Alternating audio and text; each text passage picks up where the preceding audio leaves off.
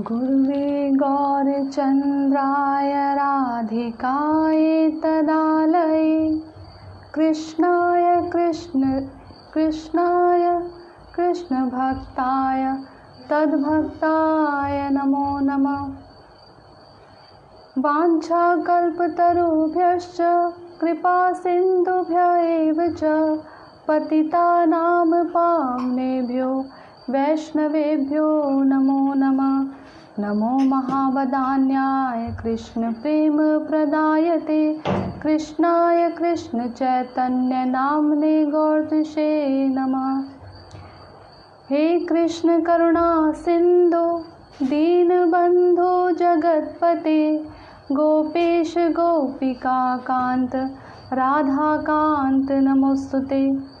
तप्त कांचन गौरांगी राधे वृंदावनेश्वरी वृषभानुसुते देवी प्रणमामि हरिप्रिये। भक्त्या विहीनापराधलक्ष्ये क्षिप्तश्च कामादितरङ्गमध्ये कृपामयि त्वां शरणं प्रपन्ना वृंदे नमस्ते चरणारविन्दम्। जय श्री कृष्ण चैतन्य प्रभु नित्यानंद श्री अद्वैत गदाधर श्रीवासादि गौर भक्त वृंद। हरे कृष्ण कृष्ण कृष्ण हरे हरे हरे राम राम राम हरे हरे। हरे कृष्ण कृष्ण कृष्ण हरे हरे हरे राम राम राम हरे हरे। हरे कृष्णा। तो कैसे हैं आप सभी लोग? तो आइए एक बहुत सुंदर वैष्णव भजन करते हैं, उसके बाद हम आगे की कथा चर्चा करेंगे। हरे कृष्ण। कि रूपे पाइबो सेवा मोई दुराचार श्री गुरु वैष्णवेरति नाहैला मारा। कि रूपे पाइबो सेवा मोई दुराचारा श्री गुरु वैष्णवेरति नाहैला मारा। अशेष माया ते मना मगन हईले वैष्णवे तलेश मात्र रतिना जन्मेला। अशेष माया ते मना मगन हईला वैष्णवे रलेश मात्र रतिना जन्मेला। विषय भूलिया हाइनो दीवानीशी गले फांस देते फिरे माया से पिशाची। विषय भूलिया हाइनो दीवानीशी गले फांस देते फिरे माया से पिशाची। इहारे करिया जय छाड़न न जाए साधु कृपा बिनार नाही कहु पाए। इहारे करिया जय छाड़न न जाए साधु कृपा बिनार नाही कहु पाए। अदोषदर्शी प्रभु पतिता उद्धारा, ए बार नरोत्तमे करह निस्तारा। अदोषदर्शी प्रभु पतिता उद्धारा, ए बार नरोत्तमे करह निस्तारा। कि रूपे पाइबो सेवा मोहि दुराचारा, श्री गुरु वैष्णवेरति नाहाइला मारा।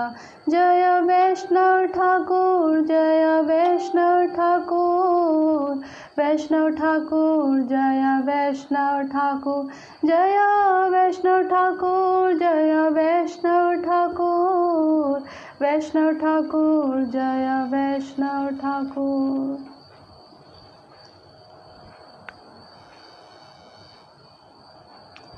हरे कृष्णा।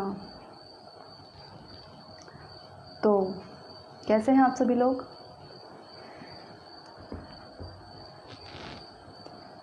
आज जब मैं शाम के समय छत पर खड़ी थी तो उस समय अनायास ही मन में एक विचार आया। एक छोटे से कुत्ते को देखकर जो अपने बच्चे को बहुत प्यार कर रहा था, उसके साथ खेल रहा था, तो मुझे एक बात याद आई। वो बात ये कि सभी इस संसार में कोई ना कोई किसी से प्रेम करता है। माता को अपने पुत्र के प्रति अत्यधिक आसक्ति होती है, अपनी संतान के प्रति। एक पति को अपनी पत्नी से आसक्ति होती है, पत्नी को भी पति से आसक्ति होती है। किसी कंजूस व्यक्ति को धन में आसक्ति होती है। छोटे छोटे बच्चों को अपने खिलौनों में आसक्ति होती है। देहात्म बुद्धि से युक्त व्यक्ति को अपने देह में आसक्ति होती है। तो आसक्ति के कई स्थान हैं, कई रूप हैं। तो मैं सोचने लगी कि आसक्ति जो अलग अलग प्रकार से अलग अलग जीवों में अलग अलग जीवों के प्रति है, ये आसक्ति इतनी आसानी से जाती नहीं है। तभी मुझे श्रीमद् भागवत का एक बहुत सुंदर श्लोक याद आया। श्लोक कुछ इस प्रकार से है।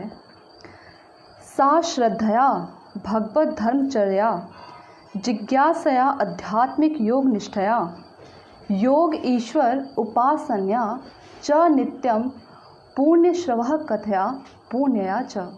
अर्थात भक्ति करने, भगवान के प्रति जिज्ञासा करने, जीवन में भक्ति योग का व्यवहार करने, पूर्ण पुरुषोत्तम योगेश्वर भगवान की पूजा करने तथा भगवान की महिमा का श्रवण एवं कीर्तन करने से परमेश्वर के प्रति आसक्ति बढ़ाई जा सकती है। ये सारे कार्य अपने आप में परम पवित्र हैं। तो देखिए, हमारी आसक्ति जगह जगह कई कई स्थानों पर है, परंतु जो प्रमुख आसक्ति है, जो कि श्री भगवान के प्रति होनी चाहिए, जन्म जन्मांतर से जो जीव हैं उनकी आसक्ति इस संसार में अलग अलग जगह लगी हुई है। इसी की वजह से जीव जो है 84 लाख योनियों में भटकता रहता है, इसी आसक्ति के कारण। परंतु यदि आसक्ति भगवान से हो जाए तो उसका भटकना, जो 84 लाख योनि में जो भटकता है, वो वहीं पर समाप्त हो जाएगा, वहीं पर रुक जाएगा। ना सिर्फ उसका भव बंधन कटेगा, बल्कि उसे भगवान की प्रेम भक्ति, जो पंचम पुरुषार्थ है, जो मनुष्य जीवन का परम उद्देश्य है, वो उसे प्राप्त होगा। तो यहाँ बताया गया है कि भगवान के प्रति जिज्ञासा करने से सबसे पहले क्या करनी पड़ेगी? भगवान के प्रति जिज्ञासा। वेदांत सूत्र 1:1:1 इसमें बताया गया है कि अथातो ब्रह्म जिज्ञासा, यानी सबसे पहले ब्रह्म के विषय में जिज्ञासा करनी पड़ेगी। अध्यात्म के विषय में जिज्ञासा करनी पड़ेगी। आखिर मैं कौन हूँ? मैं यहाँ क्यों आया हूँ? मुझे जो मनुष्य योनि प्राप्त हुई है, इसका क्या उद्देश्य है? मुझे जो मैं चाहता हूँ वो क्यों नहीं होता मेरे साथ? सब कुछ मेरे कंट्रोल में क्यों नहीं होता? मैं नहीं चाहता कि मेरे जीवन में दुख आए, फिर भी मेरे जीवन में दुख क्यों आते हैं? मैं हमेशा सुखी रहना चाहता हूँ, परंतु मैं क्यों सुखी नहीं रह पाता? तो ये सारे प्रश्न उठने चाहिए यदि कोई व्यक्ति अपने आप को मनुष्य समझता है तो।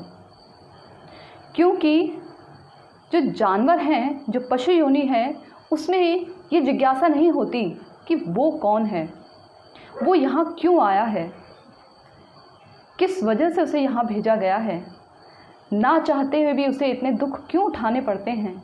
वो इस पशु योनि में नहीं रहना चाहता, परंतु वो इसमें क्यों है, ऐसे उसके अंदर जिज्ञासा करने की बुद्धि नहीं होती, वो ये जिज्ञासा नहीं कर सकता। तो बताया गया है कि भगवान के प्रति जिज्ञासा करनी चाहिए।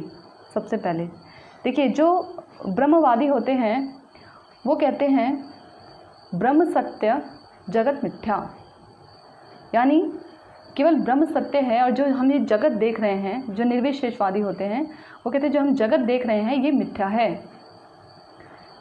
ये सब कुछ झूठ है।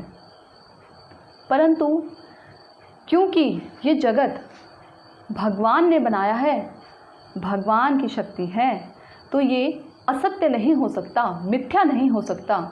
जब भगवान परम सत्य हैं तो उनसे संबंधित चीज़, उनके द्वारा बनाई गई चीज़ कैसे मिथ्या हो सकती है?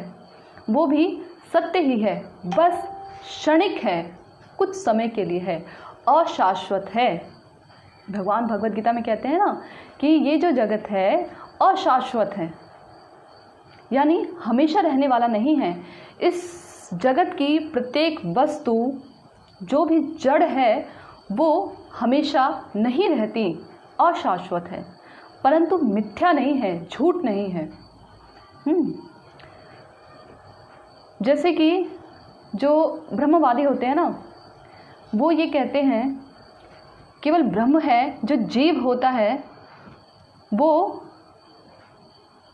किसी वजह से जो जीव है उसमें जीव बनता है, और उसके बाद जब उसका शरीर छूट जाता है, जब उसकी जो जीव की जो उपाधि है ये समाप्त होती है, तो वो भी ब्रह्म में मिल जाता है और ब्रह्म बन जाता है, यानी एक हो जाते हैं। जीव और ब्रह्म एक हैं।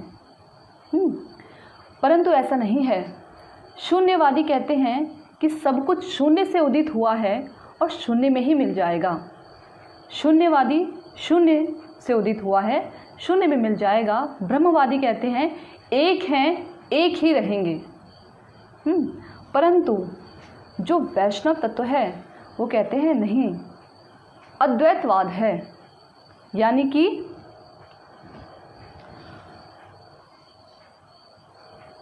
जीव और ब्रह्म कभी एक नहीं हो सकते। गुणों के रूप में दोनों एक ज़रूर हैं, परंतु यूँ कह लीजिए कि गुण में एक हैं, परंतु जो उनका माप है वो एक नहीं है, मतलब दोनों एक नहीं हो सकते। जैसे कि जीव का जो साइज़ है, जीव का जो आकार है वो बहुत छोटा है, सूक्ष्म है, बहुत ही छोटा है, अणु है, जीव अणु है। परंतु जो ब्रह्म है यानी जो परमात्मा है, जो भगवान है, उनका आकार विभु है, वो बड़े हैं। जीव के अंदर इच्छा करने की शक्ति होती है, परंतु वो उसकी इच्छाएं सीमित होती हैं। वो इच्छाएं करता है, ऐसा नहीं है कि जीव के अंदर सीमाएं इच्छित होती हैं, असीमित इच्छाएं होती हैं, परंतु जो उसके लिए वो क्रियाशील होता है वो उसकी कम होती है, मतलब वो हर चीज़ उसके कंट्रोल में नहीं होती। परंतु जो ब्रह्म है, जो भगवान है, वो कंट्रोलर होते हैं। तो इस प्रकार से दोनों एक होते हुए भी एक नहीं हैं। जो ब्रह्मवादी हैं, जैसे कि एक उदाहरण के तौर पे समझाती हूँ कि जैसे एक माता है, गर्भवती माता, शिशु जो अभी जन्मा नहीं है बालक, वो उनके गर्भ में ही है। माता को बहुत ही यूँ कह लीजिए कि वो चाहती है कि कब जो मेरा बालक है वो गर्भ से बाहर निकले और हम दोनों आपस में एक दूसरे के साथ आनंद प्रदान करें, एक दूसरे को आनंद दें। गर्भ से बालक बाहर निकलता है, उसका जन्म होता है और इस प्रकार से माता जो है वो बालक को आनंद प्रदान करती है, उसके साथ खेलती है, उसे लाड लड़ाती है। इसी प्रकार से बच्चा भी माता के प्रेम से अभिभूत होकर माता को प्रेम करता है, उसे आनंद प्रदान करता है, अपनी हंसी द्वारा, अपनी क्रियाओं के द्वारा माता को आनंद प्रदान करता है। परंतु यदि वही बालक सोचे कि माता इतनी आनंदित रहती हैं मेरी वजह से और माता पूरी तरह से इतनी आनंदित रहती है, इसका मतलब माता आनंद से भरी है, आनंद से ही बनी है, और मैं यदि माता के अंदर चला जाऊं, उनके अंदर समा जाऊं, तो मैं भी आनंद युक्त हो जाऊंगा। तो क्या ऐसा संभव है? क्या वो उस माता में मिल सकता है? नहीं मिल सकता। और मान लीजिए, वैसे अगर मान लीजिए मिल भी जाए तो क्या उसको आनंद प्राप्त होगा? क्या उस बालक को आनंद की अनुभूति होगी? ना बालक को और ना ही माता को किसी प्रकार का आनंद होगा, क्योंकि आनंद प्राप्त करने के लिए दो लोगों का होना, दो चीज़ों का होना बहुत ज़रूरी है। दो लोग होंगे तभी तो एक दूसरे को सेवा द्वारा आनंद प्रदान करेंगे। एक व्यक्ति आनंदित कैसे रह सकता है? तो इसी प्रकार से जो जीव है यदि ब्रह्म में मिल जाएगा तो वो आनंद युक्त नहीं रह सकता। जब वो भगवान की सेवा करेगा अपने आप को दास समझकर, तो तब उसको जो सेवा से जो उसको आनंद की अनुभूति होगी, और जो भगवान को भी उसकी सेवा प्राप्त करके आनंद की अनुभूति होगी, इसी प्रकार से आनंद जो है पराकाष्ठा को प्राप्त होगा। तब एक दूसरे को आनंद प्राप्त होगा। जीव अगर ब्रह्म में मिल गया तो आनंद कहाँ से मिलेगा उसे? तो इस प्रकार से जो ब्रह्मवादी कहते हैं कि एक ही है, यह ऐसा नहीं होता। ठीक है, तो हमें सबसे पहले अथातो ब्रह्म जिज्ञासा, यानी हमें जिज्ञासा करनी पड़ेगी कि हम कौन हैं, किसके अंश हैं, यहाँ क्यों आए, किस कारण से हमें यहाँ आना पड़ा।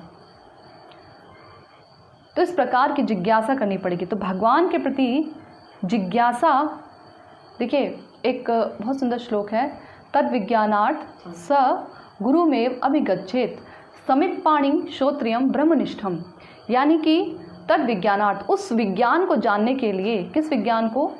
ऐसा विज्ञान जो कि भगवान के प्रति व्यक्ति को जोड़ पाए, जीवात्मा को जोड़ सके, उस विज्ञान को जानने के लिए, अध्यात्म के विज्ञान को जानने के लिए उसे गुरु के पास जाना पड़ेगा।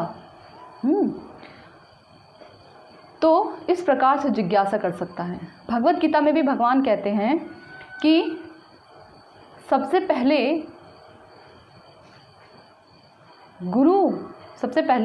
गुरु के पास आकर आपको उनकी सेवा द्वारा, उनको प्रणाम द्वारा, उनकी सेवा द्वारा मेरे बारे में जिज्ञासा करनी होगी। तत्विधि प्रणिपातेन परिप्रश्नेन सेवया, ठीक है, इस प्रकार से तो भगवान के प्रति जिज्ञासा करनी होगी। आगे बोल रहे हैं कि जीवन में भक्ति योग का व्यवहार करने, उसके बाद क्या करना पड़ेगा? जब हम गुरु पदाश्रय करते हैं, जो श्रील रूप गोस्वामी पाद हैं, उन्होंने भक्ति के कुछ चरण, कुछ अंग बताए हैं कि किस प्रकार से साधन भक्ति के अंग हैं, भाव भक्ति के अंग हैं और फिर प्रेमा भक्ति है। तो जो पहले है, सबसे पहले आदो श्रद्धा होनी चाहिए। श्रद्धावान जन है भक्ति अधिकारी। जो श्रद्धावान लोग हैं वो भक्ति के अधिकारी होते हैं। पारलौकिक श्रद्धा, जब उसके हृदय में भगवान के प्रति, शास्त्रों के प्रति किंचित मात्र भी श्रद्धा उत्पन्न होगी, तब उसका क्या कर्तव्य बनता है? गुरु पदाश्रय, उसे गुरु के चरण कमलों का आश्रय लेना होगा। गुरु भी कैसे? देखिए, मैंने किन्हीं वैष्णव के मुखारबिंद से सुना था कि गुरु गुरु ही होते हैं, और जो ये बोला जाता है कि ढोंगी गुरु हैं, तो ढोंगी गुरु नहीं होते, वो ढोंगी ही होते हैं, उन्हें गुरु नहीं कहा जा सकता। गुरु का एक शाब्दिक अर्थ होता है गुरु, गुरुत्वाकर्षण। गुरु यानी जो अपने में ही बहुत भारी हो, भारी वजन से नहीं, भारी यानी सबसे भारी चीज़, इस ब्रह्मांड की सबसे भारी चीज़ को जो अपने हृदय में धारण करके रखते हों, उन्हें गुरु कहते हैं। और भगवान के लिए कहा जाता है कि भगवान सूक्ष्म से भी सूक्ष्मतर हैं, और स्थूल यानी बहुत बड़े हैं, विभू हैं भगवान। तो इतने बड़े, इतने भारी भगवान को जो अपने प्रेम द्वारा हृदय में धारण करके रखते हैं, संतः सदैव हृदयेषु विलोकयन्ति। संत लोग अपने हृदय में भगवान के दर्शन करते हैं, अपने हृदय में भगवान को महाभागवत होते हैं, उन्हें ही कहा जाता है गुरु, उन्हें कहा जाता है गुरु। उपदेशामृत का जो पहला श्लोक है, वाचो वेगम मनसा वेगम क्रोध जीवा वेगम उदर उपदस्त वेगम एतान वेगान यह विषेद धीरः सशिष्यात् पृथ्वी सशिष्यात्, कुछ इसी तरीके से है। तो जिसके अंदर ये 6 प्रकार के जो वेगों को सहन कर सकता है, उसे कहा जाता है कि वो पूरे के पूरे पृथ्वी पर शासन कर सकते हैं, जिनके अंदर ये 6 वेग हैं। तो अगर कोई ये देखे कि जो गुरु हैं वो वाचो वेगम, यानी कि उनकी वाणी पर वेग अगर कभी कभी देखने को मिले कि उनकी वाणी पर किसी प्रकार का जो है वो वेग बहुत है उनकी वाणी में, यानी कि कंट्रोल नहीं है उनको अपनी वाणी पर, अगर बाहरी दृष्टि से देखा जाए कि बहुत बोलते हैं, बहुत बोलते हैं बाहरी दृष्टि से देखा जाए, तो इसको वाचो वेगम नहीं कहते। भक्ति सिद्धांत सरस्वती ठाकुर प्रभुपाद कहते हैं वाचो वेगम का अर्थ है जिसकी वाणी भगवान की कथानुवाद, कीर्तनुवाद में लगी रहे सब समय, उसे कहते हैं वाचो वेगम। यानी ऐसे गुरु, ऐसे वैष्णव जिनकी वाणी भगवान की कथा कीर्तन में लगी रहे, उनके श्रवण, उनके कीर्तन में लगी रहे, वही वाचो वेगम का असली अर्थ है। वाचो वेगम मनसा वेगम, इसी प्रकार मन का वेग, इसी प्रकार क्रोध का वेग।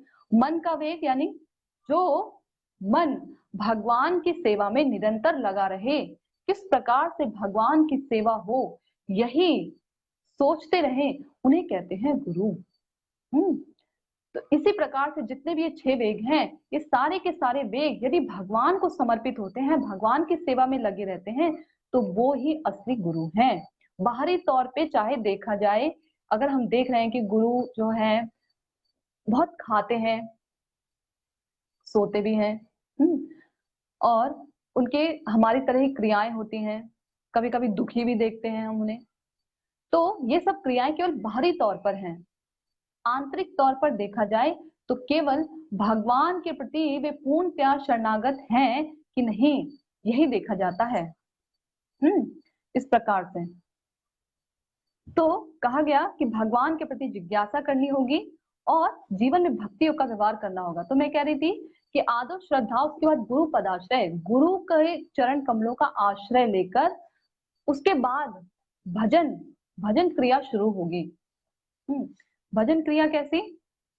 श्रवण कीर्तन विष्णु स्मरणम, इस प्रकार से जो भक्ति के 9 अंग हैं उनका पालन किया जाएगा। तो इस प्रकार से जीवन में भक्ति योग का व्यवहार करना होगा। आचरण के तौर पे बाहर से भी भक्ति योग और हृदय से भी भक्ति योग। ऐसा नहीं कि हम कहें कि हम तो मन में ही भगवान का नाम ले ले, मन से ही अपने बैठकर हरि कीर्तन हरि कथा श्रवण कर ले, ऐसा नहीं चलेगा। बाहर से भी आचरण होना बहुत आवश्यक है, क्योंकि बाहर से आचरण होगा तो लोग, जब जो संसार के लोग हैं देखेंगे कि इस प्रकार से आचरण हो रहा है और सच में ये आचरण कर, तभी तो सीखेंगे, तभी तो वो लोग भी ये सीखेंगे, वरना किस प्रकार से सीखेंगे। तो इस प्रकार से जीवन में भक्ति योग का व्यवहार करने और पूर्ण पुरुषोत्तम योगेश्वर भगवान की पूजा करने। किसकी पूजा करने को कहा गया है? पूर्ण पुरुषोत्तम योगेश्वर भगवान की पूजा करने। भगवत गीता में आखिरी में बिल्कुल 18वें अध्याय में ये कहा है, यत्र यत्र योगेश्वर कृष्ण, यानी कि जहां पर कृष्ण है योगेश्वर, यानी सारे योग के जो ईश्वर हैं, योगों में सर्वोपरि हैं, जिनके अंदर योग यानी योग सिद्धियों में, योगेश्वरों में जो सर्वोपरि हैं, वही कृष्ण जहां रहते हैं वहीं पर विजय प्राप्त होती है। ये केवल महाभारत में जो कुरुक्षेत्र में महाभारत का युद्ध हो रहा है, केवल वहीं के लिए नहीं कहा गया, बल्कि एक भक्त के जीवन में भी यदि कृष्ण रहे, योगेश्वर कृष्ण रहे, तो उसकी भी विजय प्राप्त होगी। विजय किस प्रकार से? बाहरी चीजों में विजय नहीं कि वो जो है लड़ाई झगड़े में बहुत आगे हो रहा है, सब दबदबा है उसका हर जगह, ऐसा नहीं। विजय का यहाँ पर मतलब है कि इसके जो अंदर काम क्रोध आदि जो षड रिपु हैं, उन पर वो विजय प्राप्त कर पा रहा है। जो 6 वेग जिनके बारे में भी बताया, उन वेगों पर वो विजय प्राप्त कर पा रहा है। इस प्रकार से भक्ति में माया पर वो विजय प्राप्त कर पा रहा है, भक्ति में वो आगे निकल पा रहा है। ये विजय, यानी जहां कृष्ण है, ये विजय वहां अवश्यम भावी होगी। तो बोला कि पूर्ण पुरुषोत्तम योगेश्वर भगवान की पूजा करनी चाहिए। भगवान कृष्ण की पूजा आराधना तो जितने भी देवी देवता हैं सभी करते हैं। मनुष्यों में जो सर्वश्रेष्ठ हैं, जिन्होंने वेदों के सार को जाना है, वो भी भगवान कृष्ण की सेवा आराधना करते हैं। परंतु जो मूढ़ हैं, केवल वो ही भगवान को तत्व रूप में नहीं जान पाते, वो ही भगवान के जन्म को नहीं जान पाते कि किस प्रकार से उनकी लीलाएं दिव्य हैं। उन पर ही अलग अलग प्रकार के जो फिल्में बनाई जाती हैं और उसमें गलत तरीके से पेश किया जाता है सब कुछ। ऐसे मूढ़ लोग नहीं जान पाते भगवान कृष्ण को। उन्हें जानने के लिए तो भक्तों का, शुद्ध भक्तों का आश्रय लेना पड़ेगा, गुरु पदाश्रय लेना पड़ेगा, तभी उन्हें जान पाएंगे सही रूप में। क्योंकि एकमात्र देखिए, जो जिसको जानता है वो ही उसे दे पाता है, उसके बारे में वही सही तरीके से बता पाएगा। ठीक है, जैसे कि एक प्रसंग मुझे याद आता है, राधा रानी कृष्ण की सर्वश्रेष्ठ भक्त हैं, उनके सर्वश्रेष्ठ सेविका हैं राधा रानी। तो यूं कहा जाता है, गौड़ी संप्रदाय में, गौड़ी यानी जो राधा रानी के अनुगत्य में है, बाहरी तौर पे ये देखा जाता है, कभी कभी हम जैसे देखते हैं कि कई बार सुना भी है, देखते भी हैं, बाहरी तौर पे अनुभव किया जाता है, देखा जाता है कि जो राधा रानी हैं वो बहुत क्रोधित हो जाती हैं, मान कर लेती हैं जब कृष्ण किसी और गोपी के पास जाते हैं, मान कर लेती हैं राधा रानी। परंतु हृदय का भाव ये नहीं है। राधा रानी ये जानती हैं कि कृष्ण को किस प्रकार से प्रसन्न किया जा सकता है, केवल वो ही जानती है राधा रानी, केवल वो ही जानती हैं। उनकी आह्लादनी शक्ति है ना भगवान कृष्ण की, तो वो ही जानती है कि किस प्रकार भगवान को आह्लाद, भगवान को आनंद प्रदान किया जा सकता है, हर प्रकार से किस प्रकार से आनंद दिया जाता है वो ही जानती है। तो इस प्रकार वो सर्वश्रेष्ठ सेविका है। तो परंतु बाहरी तौर से ये देखा जाता है कि राधा रानी मान कर लेती है जब कृष्ण अन्य गोपियों के पास जाते हैं, परंतु वास्तव में ऐसा है नहीं। ठीक इसी प्रकार से देखिए, जो हमारे आचार्य जन हैं, जो हमारे आचार्य परंपरा में है, गुरु परंपरा में है, वो हमें राधा रानी का तत्व ही, राधा दास्यम ही बताने आए हैं। चैतन्य महाप्रभु उन्नत उज्जवल रस हमें प्रदान करने आए हैं। राधा रानी का दास्य जो भाव है, हम उनकी दासी रूप में, उनकी सेविका रूप में रहें, ये हमें प्रदान करने आए हैं, ये भाव हमें देने आए हैं। जो ऐसे आचार्य हैं, ऐसे गुरु हैं, वैष्णव जन हैं, जब वो हमें भगवान कृष्ण की, राधा रानी की सेवा में लगाकर अति प्रसन्न होते हैं, तो सोचिए राधा रानी तो भगवान की सर्वश्रेष्ठ सेविका हैं। तो जब हम भगवान की सेवा करेंगे तो क्या क्या कोई और भगवान की सेवा करेगा तो क्या राधा रानी दुखी होंगी? उन्हें क्या मान होगा, उन्हें क्या गुस्सा आएगा? ऐसा नहीं है। तो ये केवल राधा रानी के हृदय का भाव है कि वो जानती हैं कि कृष्ण को उनके अतिरिक्त और कोई आनंदित नहीं कर सकता, उतना अधिक आनंदित नहीं कर सकता। हर प्रकार से वो ही हैं जो कृष्ण को संतुष्ट कर सकते हैं। जैसे एक साधन भक्त, जो साधन भक्ति के स्तर पर है, वो साधन भक्त यानी अपने से नीचे व्यक्ति को ही साधन भक्ति प्रदान कर सकता है। वो भाव भक्ति और प्रेम भक्ति नहीं प्रदान कर सकता। एक भाव भक्ति वाला भक्त ही साधन भक्ति और भाव भक्ति प्रदान कर सकता है। एक प्रेम भक्ति वाला भक्त ही जीवात्मा को प्रेम भक्ति, भाव भक्ति, साधन भक्ति के विषय में बता सकता है। तो इसी प्रकार से मैं बता रही थी कि तो जो देवी देवता हैं वो तक भी भगवान की आराधना करते हैं, भगवान की पूजा करते हैं। हम भी देखते हैं कि जो ब्रह्मा जी हैं, पूरा का पूरा ब्रह्म संहिता उन्होंने भगवान के ऊपर लिख डाला। गोविंदम आदि पुरुषम तम हम भजामी। हे गोविंद, जो आदि पुरुष हैं, जिनका ना कोई अंत है ना कोई आदि है, ऐसे गोविंद को हम उनका भजन करते हैं। ऐसे गोविंद का पूरी की पूरी ब्रह्म संहिता लिख डाली। इंद्रदेव अपना मुकुट उतार कर भगवान कृष्ण के चरण कमलों में रखते हैं और उन्हें कहते हैं कि हे योगेश्वर, आप मुझ पर कृपा करें, मैं तो अपने अहंकार वश अपने को ही कर्ता समझ बैठा था। ऐसा इंद्र कहते हैं। शिवजी जी भगवान के श्रवण कीर्तन में सब समय लगे रहते हैं, उनकी लीलाओं में सब समय मग्न रहते हैं और हजारों हजारों वर्षों तक समाधि में लीन रहते हैं। कभी सोचा है आपने कि शिवजी जी समाधि लेते हैं तो किसकी समाधि लेते हैं? समाधि में किसी ना किसी का तो चिंतन करते होंगे। तो किसका चिंतन करते हैं? वही श्री श्री राधा कृष्ण की लीलाओं का वो चिंतन करते हैं। उन्हीं की लीलाओं में निमग्न रहते हैं, इसीलिए हजारों हजारों वर्षों तक चिंतन में लगे रहते हैं।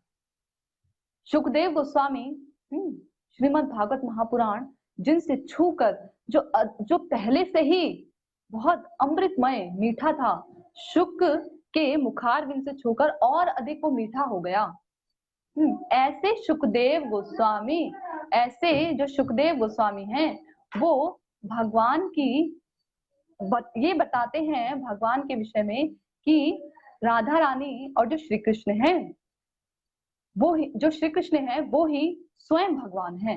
एते चांस कला पुंजम कृष्णस्तु भगवान स्वयं, स्वयं कृष्ण है, ऐसे सुखदेव गोस्वामी जी बताते हैं। ठीक है, तो हर प्रकार से ये ही जो भागवत जन है, जो कि भगवान के भक्त हैं, जो देवी देवता हैं, नाग किन्नर गंधर्व आदि, ये सभी एक स्वर में उच्चारण करते हैं, एक स्वर में घोषणा करते हैं कि कृष्णस्तु भगवान स्वयं, कृष्ण ही स्वयं भगवान है। गोविंदमादि पुरुषम तम हम भजामी। तो ऐसे योगेश्वर कृष्ण की आराधना करनी चाहिए। मन मना मद भक्तो मद्याजी माम नमस्कुरु। आगे कहते हैं कि भगवान की महिमा का श्रवण एवं कीर्तन करने से परमेश्वर के प्रति आसक्ति बढ़ाई जा सकती है। देखिए कि किस प्रकार से भगवान के प्रति आसक्ति बढ़ाई जा सकती है। सबसे पहले भगवान के प्रति जिज्ञासा करनी पड़ेगी। जब जानेंगे उनके बारे में तभी तो उनके बारे में कुछ कीर्तन करेंगे। श्रवण बिना कीर्तन कैसा? श्रवण बिना कीर्तन हो ही नहीं सकता। जिसके बारे में सुनेंगे उसी के बारे में तो कह पाएंगे कुछ। तो यहाँ कहा गया कि भगवान की महिमा का श्रवण और कीर्तन करने से परमेश्वर के आसक्ति बढ़ाई जा सकती है। देखिए शृण्वताम स्वकथाम, भगवान की कथाओं को सुनने से जो हृदय की ग्रंथियां हैं वो कटती हैं, वो कटती हैं। कल एक हाउस प्रोग्राम था, उसमें मैं कह रही थी कि जब हमारे शरीर का कोई अंग कटता है तो हमें बहुत पीड़ा होती है ना, बहुत दर्द होता है। थोड़ा सा भी हाथ कट जाए सब्जी काटते हुए भी या किसी और कार्य की वजह से तो हमें पीड़ा होती है। तो जो जन्म जन्म से हमने अपने हृदय में भौतिक आसक्ति बनाए रखी है, इन आसक्तियों को जब गुरु वैष्णव की वाणी के द्वारा काटा जाता है तो तब भी अधिक पीड़ा होती है। परंतु ये पीड़ा अंतिम पीड़ा है।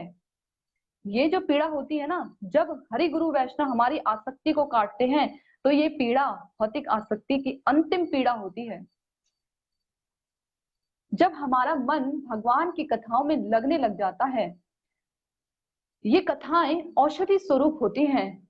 पहले पहले बहुत कड़वी लगती हैं, बहुत कड़वी लगती है, लेकिन जब हमारा मन धीरे धीरे इन कथाओं में लगने लग जाता है, इन कथाओं के अमृत को पान करने लग जाता है, तब यही कथाएं, इन्हीं कथाओं के बगैर हम रह नहीं पाते, हमारा मन रह नहीं पाता। गोपियां एक बहुत गोपी गीत में बहुत सुंदर जो है एक बात बोलती है, तब कथामृतम जीवनम कविभिरीडितं कल्मषापहं श्रवणमङ्गलं श्रीनिकेतनं भुवि गृह्णन्ति ते भूरिदा जना। तो इस प्रकार से गोपियां कह रही हैं कि भगवान की जो कथाएं हैं वो सुनने में मंगल प्रदान करती हैं। और मैं कहते भी ना, मंगल भवन अमंगल हारी, हर प्रकार के अमंगलों का हरण करती हैं ये कथाएं। अमंगल कैसे?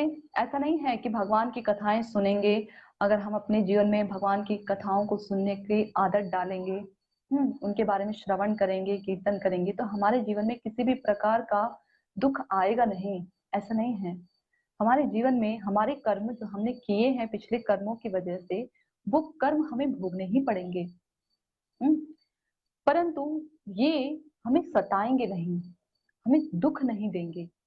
बाहरी तौर से, बाहरी दृष्टि से देखा जरूर जाएगा लोगों के नजर में कि दुख है, परंतु जैसे कि देखिए एक माता है, उसका पुत्र बहुत दूर विदेश में गया हुआ है, कई वर्षों में माता ने अपने पुत्र को देखा नहीं है, और इतने वर्षों के बाद उसका पुत्र विदेश से वापस लौटता है तो माता दरवाजे पर खड़ी होकर अपने पुत्र को देखती है और आंसुओं की झड़ी लग जाती है माता की आंखों से। बाहरी तौर से बाहरी आंसू किसका प्रतीक है?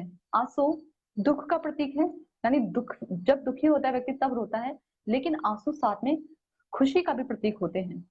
देखने से लग रहा है कि माता कितनी जोर जोर से रो रही है, कितनी दुखी है देखने में। अगर दूर से कोई व्यक्ति देखे तो अगर उसको पता ना हो कि माता क्यों रो रही है, पुत्र विदेश से आया है, तो उसके उसके मिलकर उसके हृदय में बहुत उल्लास हो रहा है, बहुत सुखी है, तो वो रो रही है, दूर से देखने वाले व्यक्ति को लगेगा कि माता को कोई दुख है इसलिए माता रो रही है, परंतु असल में ये बात नहीं है। पुत्र आया, इस खुशी की वजह से उसकी आंखों में अश्रु हैं और वो अपने पुत्र के मिलन की वजह से रो रही है। अपने पुत्र के मिलन में रो रही है। इतने वर्षों से जो अपने पुत्र से अलग थी, इसलिए रो रही है। तो ठीक इसी प्रकार से जब ये कथाएं, जो भगवान हमारे हमारे जीवन में जो दुख देखा जाता है, तो दुख केवल बाहरी तौर पर होते हैं, लेकिन हृदय में आनंद कंद भगवान होते हैं। इस वजह से हमें किसी प्रकार का दुख सताता नहीं है। ये दुख मन की प्रवृत्ति होती है। मन दुखी होता है, हम दुखी नहीं होते। मन दुखी होता है। मन को जब अच्छा लगता है तो मन सुखी हो जाता है, मन को जब बुरा लगता है तो मन दुखी हो जाता है। कोई हमें कुछ कह दे तो मन को बुरा लग जाता है, मन दुखी हो जाता है। कोई हमारी प्रशंसा कर दे तो मन को सुख हो जाता है, मन सुखी हो जाता है। तो ये दुख मन में उठते हैं, कष्ट मन में उठते हैं। तो जब मन ही भगवान से जुड़ जाता है, मन मना मद भक्तो, जब मन ही भगवान कृष्ण से जुड़ जाता है, तो फिर आनंद कंद भगवान से जुड़ने के बाद, उनकी सेवा के बाद ये दुखी कैसे रह सकता है? और दुख तो मन में होता है। तो बाहर से देखने में जरूर लगेगा कि व्यक्ति गरीब है, दुखी है, उसको बीमारियां हैं, उसको लोग कह रहे हैं तो उसे दुख हो रहा होगा, उसे कष्ट हो रहा होगा, परंतु हृदय में ऐसा नहीं होता। तो भगवान की महिमा का श्रवण करने से, उनका कीर्तन करने से परमेश्वर के प्रति आसक्ति बढ़ाई जा सकती है। केवल एक यही तरीका है भगवान के प्रति आसक्ति बढ़ाने का। जब हम भगवान की कथाओं को निरंतर सुनते रहते हैं ना, तो यकीन मानिए, एक बार ऐसा प्रयास करके देखिए, भगवान की कथाओं को अपने जीवन में धारण करके देखिए, भगवान के प्रति आसक्ति अवश्य में बढ़ती है, अवश्य में बढ़ती है। ऐसा हो ही नहीं सकता कि भगवान के प्रति आसक्ति बढ़े ना। हम कहते हैं ना, हमारा मन भगवान में नहीं लग रहा, हमारा मन भगवान में नहीं लग रहा, क्योंकि साधन भजन में कुछ गड़बड़ है, कहीं ना कहीं कोई ना कोई दिक्कत जरूर हो रही है, इसलिए हमारा मन भगवान में नहीं लग रहा। इसलिए मंगलमय भगवान हमारे हृदय में आविर्भूत नहीं हो पा रहे। भगवान की कथाओं को सुनने में हमारा मन नहीं लग रहा, इसलिए हरिनाम करते समय हमें नींद आ जाती है, क्योंकि भगवान के प्रति किसी प्रकार की अभी आसक्ति नहीं है ना। जैसे किसी के प्रति आसक्ति हो जाए तो हमारी हमारी चिंतन, हमारी जो सोच है, हमारा जो मन है, सब समय उसमें लगा रहता है। जैसे एक प्रेमिका होती है, उसका प्रेमी यदि घर से बाहर है तो उसका जो मन है सब समय उसके चिंतन में लगा रहता है।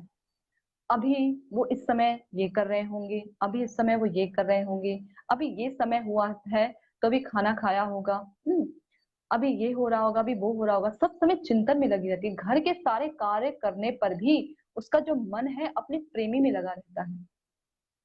कार्य शरीर करता है परंतु मन प्रेमी में लगा रहता है। क्योंकि आसक्ति है ना, प्रेमिका को प्रेमी से आसक्ति है। ये आसक्ति शब्द देखने में बहुत छोटा लगता है, परंतु इसकी जो डोर है बहुत मजबूत होती है, बहुत मजबूत होती है। इसकी जो जड़ें हैं, एक बार जहां पर ये जम जाए आसक्ति का वृक्ष, वहां से इसे उखाड़ना बहुत मुश्किल होता है।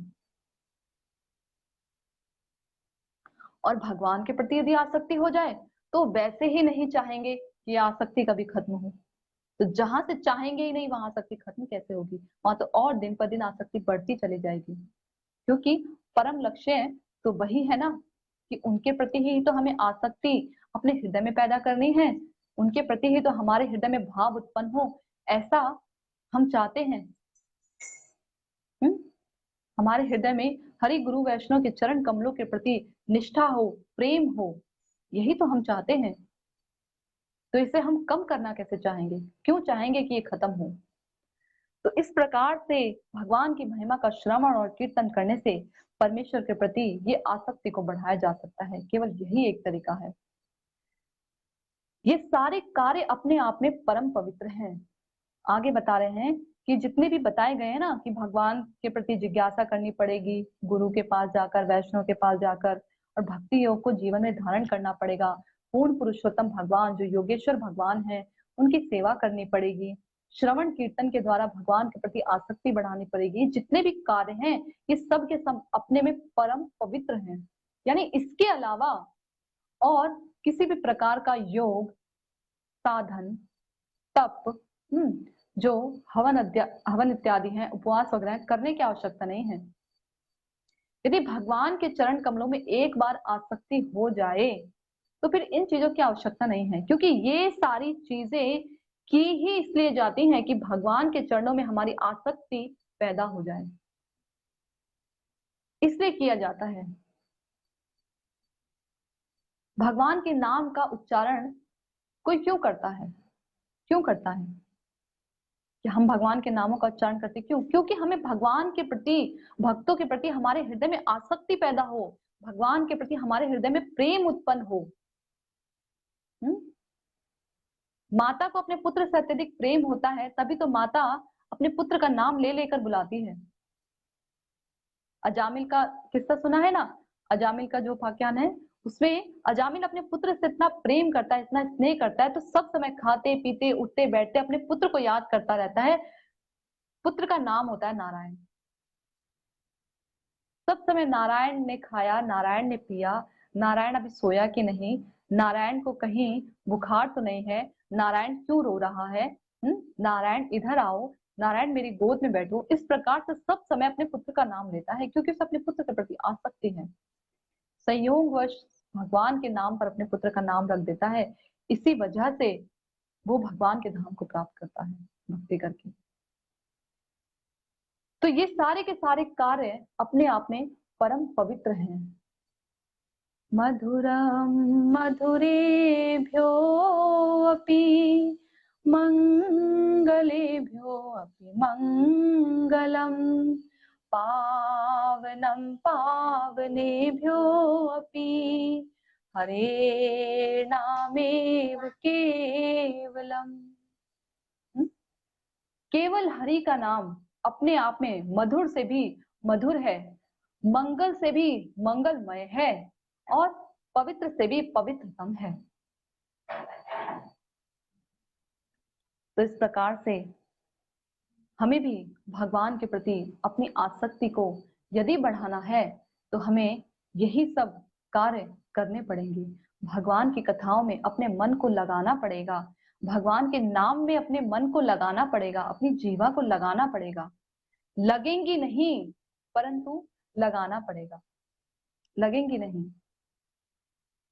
तो इस प्रकार से एक सुंदर सा भजन है, वो भजन करके हम अपनी कथा को विराम देते हैं।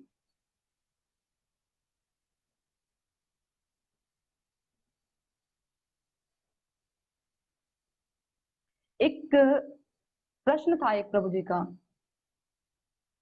प्रश्न था कि भगवान की लीलाएं किस प्रकार से, जो भगवान के जन्म है वो और कर्म है वो किस प्रकार से दिव्य हैं, किस प्रकार से दिव्य। ये प्रश्न पूछा था प्रभु जी ने। इसका उत्तर है कि जो भगवान की, वैसे मैंने इस प्रश्न का उत्तर बहुत पहले भी दे रखा है परंतु फिर दे देती हूँ कि भगवान की जो लीलाएं हैं वो अपने आप में दिव्य हैं। उनके जो जन्म है, जो कर्म है वो दिव्य हैं। किस तरह से?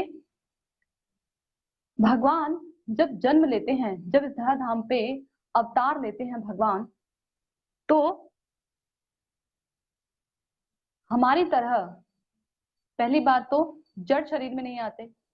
भगवान के जो पार्षद हैं, भगवान के जो स्वयं के जो उनके जो अनुचर हैं, जो उनके भक्त हैं, उन्हीं के माध्यम से वो इस संसार में आते हैं। और भगवान जब जन्म लेते हैं तो हमारी तरह भगवान ने जब देवकी के गर्भ से अवतार लिया था, जब जन्म लिया था भगवान ने, तो भगवान 4 भुजाओं में यानी शंख चक्र गदा पद्म में आए थे। और भगवान 16 वर्ष की आयु में प्रकट हुए थे। उस समय जन्म नहीं लिया था भगवान ने, प्रकट हुए थे भगवान। तो इन भगवान के जन्म को समझना बहुत मुश्किल होता है। जब हम भगवान के इन जन्म की लीलाओं को वैष्णव के अनुगत्य में रह, तभी हम भगवान के दिव्य जन्म को समझ पाते हैं। भगवान ने केवल कृष्ण अवतार ही नहीं, मतलब उसमें अनेक भगवान ने अवतार लिए हैं। जैसे कि वामन अवतार जब भगवान ने लिया था, जो वराह अवतार लिया था, वो ब्रह्मा जी की नाक से भगवान निकले थे। और भी भगवान ने अनेक अवतार लिए हैं। अभी समय भी हो रहा है, लेकिन मैंने इस प्रश्न का उत्तर पहले, अगर आप पहले की रिकॉर्डिंग सुनेंगे जब जन्माष्टमी का था, तो उस समय मैंने बहुत विस्तार रूप में इस प्रश्न का उत्तर दिया हुआ है। अभी इतने विस्तार से मैं बता नहीं सकती क्योंकि समय बहुत कम है। आगे भगवान के जो कर्म हैं वो भी दिव्य हैं।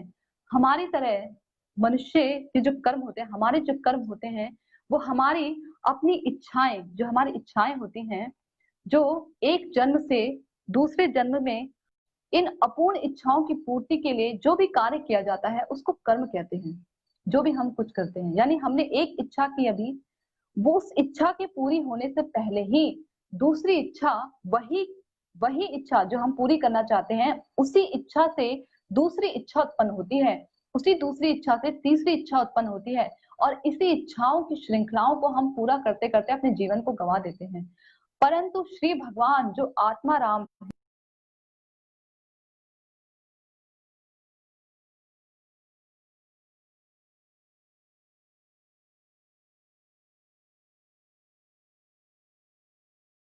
अनंत शक्तियां हैं। भगवान एक ही जगह पर रहते हुए अपनी इच्छाओं को पूरा कर लेते हैं। उन्हें हमारी तरह जद्दोजहद नहीं करनी पड़ती, हमारी तरह अनेक शरीर धारण नहीं करने पड़ते अपनी इच्छाओं की पूर्ति के लिए। तो भगवान के जो लीलाएं हैं, हर एक लीला के प्रसंग को आप उठाकर देख लीजिए। भगवान की लीलाएं किसी न किसी उद्देश्य से की गई हैं। भगवान का खाना पीना, उठना बैठना, सोचना, चलना फिरना, देखना भी अपने आप में एक दिव्य है। सब कुछ दिव्य है। सब कुछ हमारे उद्धार के लिए भगवान करते हैं कि कोई ना कोई कारण होता है भगवान की इन क्रियाओं के पीछे भी। तो इस प्रकार से भगवान के जन्म कर्म इत्यादि सभी कुछ दिव्य हैं। ये कभी हम ना ये पूरा का पूरा श्लोक ही लेंगे और इसको विस्तार से समझाएंगे, ठीक है, क्योंकि ये श्लोक बहुत विस्तारमय है और इसको छोटे शब्दों में समझाना संभव नहीं है। परंतु मुझे उम्मीद है कि जितना भी थोड़ा बहुत मैंने वैष्णव के मुखारबिन से सुना है वो मैंने आपको बताने का प्रयास किया और आपको समझ आया होगा। परंतु किसी दिन हम इस श्लोक को लेंगे और बहुत ही अ, विस्तृत तरीके से इस पर चर्चा करने का पूरी तरह से प्रयास करेंगे। ठीक है। हरे कृष्णा। वांछा कल्पतरुभ्यश्च कृपा सिन्धुभ्यश्च पतितानां पावनेभ्यो वैष्णवेभ्यो नमो नमः। और यकीनन बद्ध जीव हूं तो किसी ना किसी प्रकार की त्रुटि तो जरूर हुई होगी। अगर तत्व दृष्टि से या अन्य किसी प्रकार से भी कथा में कहने सुनने में किसी प्रकार का भी दोष हो या त्रुटि हो तो इसके लिए मुझे क्षमा कीजिएगा।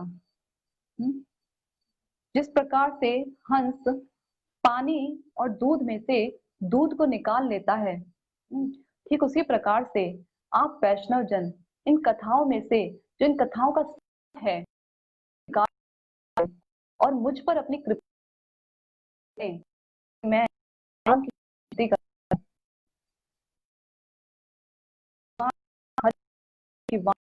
उनको मन